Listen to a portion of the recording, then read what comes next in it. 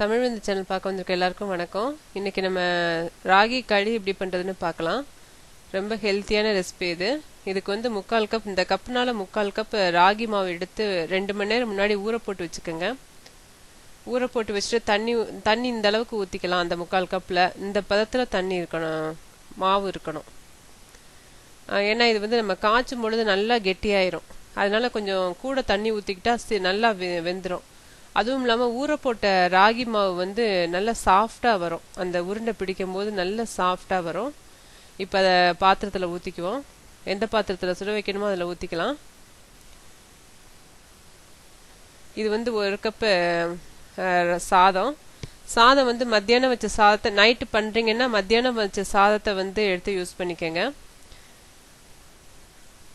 இன்னும் கொஞ்சம் தண்ணி ஊற்றிக்கலாம்.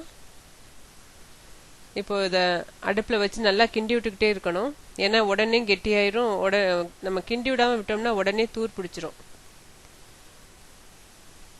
சுற்றி கிண்டி விடுங்க. இது வந்து முந்தின நாள் நைட்டு பண்ணி வச்சுட்டு அடுத்த நாள் காலைல சாப்பிட்டீங்கன்னா ரொம்ப ரொம்ப நல்லது. இப்போ பழைய சாதத்தில் வந்து ரொம்ப நல்ல குட் பாக்டீரியாஸ்லாம் நிறைய இருக்கும்பாங்க. அதே மாதிரி இதுவும் வந்து முந்தின நாள் நைட்டு பண்ணி வச்சுக்கோங்க. அடுத்த நாள் காலையில் இதை சாப்பிட்டீங்கன்னா ரொம்ப நல்லது. சில பேருக்கு ஒத்துக்காது. அவங்களுக்கு ஆஸ்மா இருக்கவங்களுக்கு, இந்த மாதிரி குளிர்ச்சி ஒத்துக்காதவங்களுக்கு ஒத்துக்காது. அவங்க வந்து ட்ரை பண்ண வேண்டாம். இந்த பதத்தில் இருக்கணும் பாருங்க. இந்த பதத்தில் இறக்கிருங்க. அதை ஆறணுன்னு இன்னும் கொஞ்சம் கெட்டியாயிரும். இப்போ தயிருக்கு என்னென்ன வேணும்னு பார்க்கலாம். 1/2 கப் தயிர் எடுத்திருக்கேன். 4 சின்ன வெங்காயம், 2 பச்சை மிளகாய், பெரிய மிளகாயா இருக்கிறதுனால விதையை எடுத்துட்டேன். நீங்கள் சின்னதாக இருந்தால் விதையை எடுக்க வேண்டியதில்லை. சின்ன வெங்காயம் 4, கருவேப்பிலை 2-3 எடுத்துக்கோங்க. சின்ன வெங்காயம் இல்லாத பட்சத்தில் நீங்கள் பெரிய வெங்காயத்திலே பாதி எடுத்துக்கலாம். இப்போ பொடி பொடியாக கட் பண்ணிக்கோங்க. இப்போ இதெல்லாம் தயிரில் போட்டு மிக்ஸ் பண்ணி ஊற வச்சிடலாம். ஊற வச்சு ஃப்ரிட்ஜில் வச்சிடலாம். அடுத்த நாள் காலையில் நீங்கள் அதை சாப்பிடும்போது அதை எடுத்துக்கலாம். தயிர் சாதம் மாதிரி மிக்ஸ் பண்ணி சாப்பிட்றதுக்கு இந்த தயிர் அது எல்லாத்தையும் சேர்க்க இந்த தயிர் பத்தாது. இது சும்மா வெங்காயம், இந்த பச்சை மிளகாய் ஊற போடுற அளவுக்கு தான் எடுத்திருக்கேன்.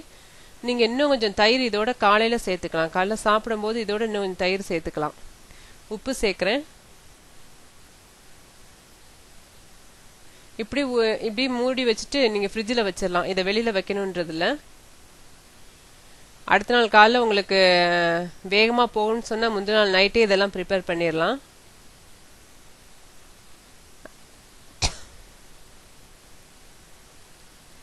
இப்போ வந்து இது கொஞ்சம் ஆறிடுச்சு. ஃபுல்லாக ஆறணுன்றது இல்லை. கரண்டியை வந்து நல்லா நினச்சிக்கோங்க. அப்போ தான் கரண்டிலேருந்து ஐஸ்கிரீம் மாதிரி கீழே விழுந்துடும். பார்த்தீங்களா? இந்த தண்ணி வந்து நல்ல தண்ணியாக இருக்கணும், இந்த பவுலில் இருக்க தண்ணி. ஏன்னா அந்த தண்ணியோடு தான் அடுத்த நாள் சாப்பிட்ணும். இந்த தண்ணி நல்ல தண்ணியாகவே வச்சுக்கோங்க.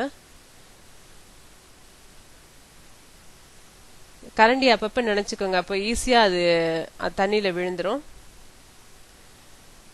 இப்போ வந்து இதை மூடி வச்சுட்டு அடுத்த நாள் காலையில் வர மூடி வச்சிருங்க. அது ஏன் சாதம் சேர்க்குறோம்னா அந்த நொதிச்சு வர்றதுக்கு அந்த சாதம் ரொம்ப அது ஹெல்ப் பண்ணும். அதனால தான் அந்த சாதம் சேர்க்குறோம். தயிரை வந்து ஃப்ரிட்ஜில் வச்சிடலாம்.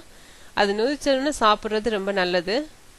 இதை நீங்கள் ட்ரை பண்ணி பார்த்துட்டு எனக்கு உங்களோட கமெண்ட்ஸை சொல்லுங்கள். தேங்க்யூ.